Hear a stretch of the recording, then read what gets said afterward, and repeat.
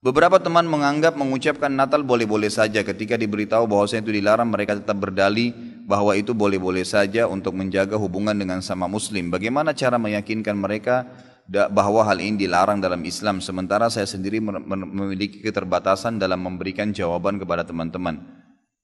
Berkaitan dengan dua pertanyaan di atas, apakah kita berdosa jika membiarkan hal tersebut? Misal ketika ada teman muslim yang menganggap mengucap selamat Natal boleh, kita hanya diam saja. Tentu nggak boleh ya, itu harus ingkar mungkar.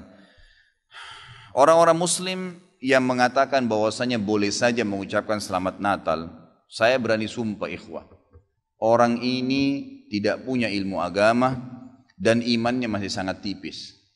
Nggak bisa saudaraku, mengucapkan selamat Natal kepada orang Nasrani sama mengatakan selamat Allah punya anak.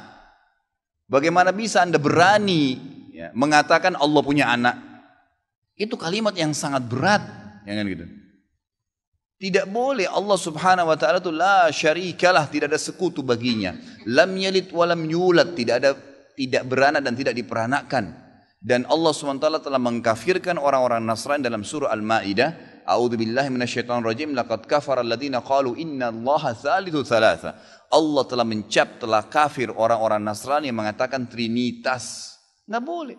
Ngucapin selamat berarti selamat atas keyakinan kalian yang Allah sudah cap mereka kafir dengan itu. Bagaimana bisa dikatakan untuk menjaga hubungan dengan mereka? Kalau Anda menjaga hubungan dengan orang non-muslim, orang Nasrani dengan berteman, bertetangga, partner bisnis, kan gitu. Orang tua kita yang kafir kita silaturahim, tetap berbakti padanya. Kerabat-kerabat yang masih non-muslim kita silaturahim, jenguk kalau sakit, membantu orang miskin mereka. Boleh saja, tidak ada yang larang dalam Islam itu. Tapi jangan sama sekali berhubungan dengan masalah keyakinan dan ibadah mereka. Nggak boleh memang dalam masalah ibadah. Allah mengatakan, ini tadi subhanallah saya pikir antum sudah tahu nih. Ya, makanya saya ulangin lagi sebab turunnya surah Al-Kafirun. Al-Mughirah telah datang kepada Nabi SAW mengatakan, wahai Muhammad, Mekah kita bagi dua saja. Sehari buat kamu, sehari buat kami. Kata Nabi SAW, saya belum faham, coba jelaskan lagi. Kata dia, sehari Muhammad, kau dukung ibadah kami. Kau ucapkan selamat buat kami. Kau ikutin ajaran-ajaran agama kami. Sehari lagi besok kami ikutin agamamu, kami ucapkan selamat untukmu. Kami dukung ibadahmu. Apa jawaban Nabi SAW? Sehari-sehari. Biar adil. Kata Nabi SAW, tidak boleh. Kata dia, wahai Muhammad, sehari buat kami. Dukung kami, ucapkan selamat buat kami, ikutin ritual kami. Seminggu buat kamu. Kata Nabi SAW, tidak boleh. Muhammad, sehari buat kami, sebulan buat kamu. Tidak boleh. Sehari Muhammad buat kami, setahun buat kamu. Tidak boleh, kata Nabi SAW. Terakhir, hai Muhammad, sehari buat kami, seumur hidup buat kamu. Sehari kamu ikutin kami, dukung ritual kami, selamat buat kami. Kalau pakai akal sehat, kalau pakai akal manusia, bukan akal sehat, akal manusia saja secara biasa, kan gitu. Kita pikir, oh lebih baik sehari kita ikutin orang kafir, dukung saja, ucapin selamat sama dia, selesai. Seumur hidup akan masuk Islam. Apa jawaban Nabi SAW? Tidak boleh. Lalu Jibril AS datang pada saat itu langsung membawa surah Al-Kafirun. A'udzubillahi minasyaitonirrajim. Qul ya ayyuhal kafirun. Katakan kepada orang-orang kafir. Orang kafir ini semua yang tidak syahadat. Yang tidak mengatakan asyhadu an la ilaha illallah wa anna Muhammad Rasulullah kafir. Jelas kafir. Dan itu Allah yang mencap mereka kafir. Gitu kan? Kafir artinya tidak beriman kepada Allah Subhanahu wa taala. Orang Nasrani aja mengkafirkan Yahudi kok. Yahudi mengkafirkan Nasrani, mengkafirkan Muslim. Kenapa orang Muslim nggak bisa mengkafirkan? Karena sementara kita jelas-jelas meyakini kenabian Musa, meyakini kenabian Isa alaihissalam. Gitu kan? Mereka yang memungkiri Nabi Muhammad SAW, Nabi terakhir, berarti tidak beriman sempurna kepada Allah Subhanahu Wa Taala. Dan sudah banyak ayat Quran menjelaskan masalah itu. Gitu kan? Kata Allah Subhanahu Wa Taala, ya, Qul ya ayyuhal kafirun la a'budu ma ta'budun. Semua Yahudi, Nasrani, Majusi, penyembah api, penyembah gunung, penyembah pohon, penyembah apa saja, semua selain yang tidak syahadat ini, saya tidak ikut-ikutan acara ritual kalian, tidak akan ucapin selamat buat kalian, tidak akan pakai atribut-atribut kalian, dan kalian juga tidak usah repot-repot ikutin agama saya, nggak usah. Kita nggak butuh Nasrani. Saya tanya, pada saat sholat Idul Fitri, ada orang Nasrani ikut-ikutan, Idul Adha, gitu kan?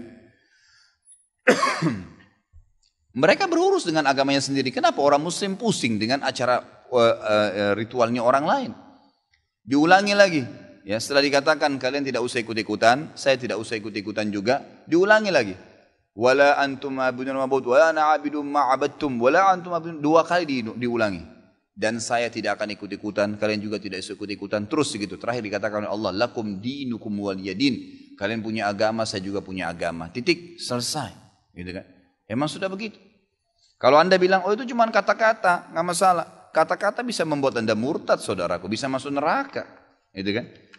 Sadarkah anda dengan satu kalimat, anda kalau mengatakan satu kalimat sekarang, semenit kemudian kalau anda yakin dalam hati bisa masuk neraka kalau meninggal, kalau anda mengatakan saya murtad, memang dari hati mau keluar dari Islam, semenit kemudian dicabut ruhnya oleh malaikat maut, masuk neraka.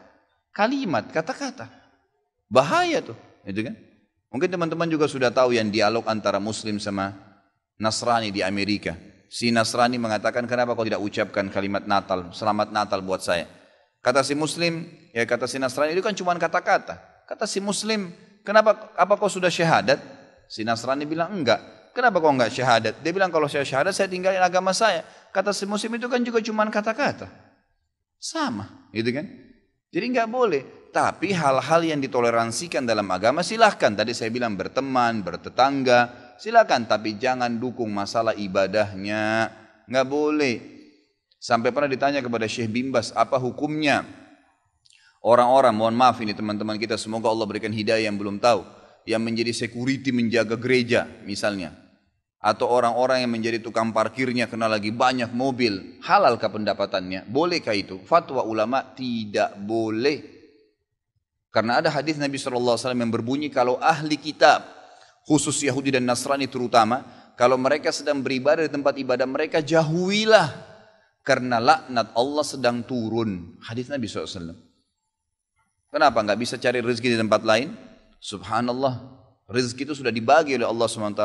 Hati-hati saudaraku, gitu kan? Jadi orang yang mengatakan seperti ini karena tidak faham agama. Bagaimana bisa dia mengatakan Tuhan punya anak? Gitu kan? Jadi tidak boleh sama sekali ikhwah. Yang nggak boleh. Jadi kita harus tahu mana yang boleh dan mana yang tidak boleh. Dan anda wajib ingkar mungkar. Ingatkan apa yang saya sampaikan tadi. Kalau juga dia tidak mau dengar, selesai, gugur kewajiban anda.